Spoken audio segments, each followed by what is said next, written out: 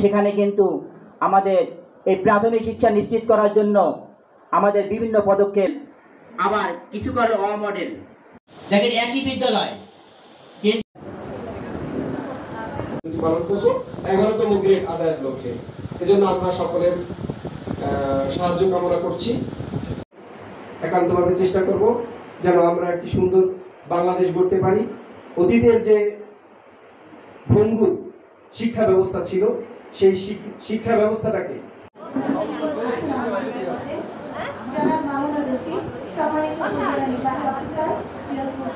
বিদ্যালয় গড়ে তুলব এমন এক আশ্রয়স্থল যেখানে প্রতিটি শিশু পাবে ভালোবাসা, যত্ন এবং মানসম্মত শিক্ষা।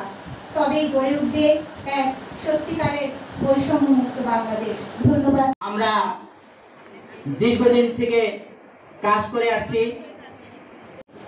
শিশুরা একটা প্রতিযোগিতার মাধ্যমে একটা সুন্দর ফলাফল তৈরি করবে। পরবর্তী শুরু হয় লর্ড কার্জনের প্রাথমিক শিক্ষার বিষয়ে কিছু কার্যক্রম। সেখান থেকে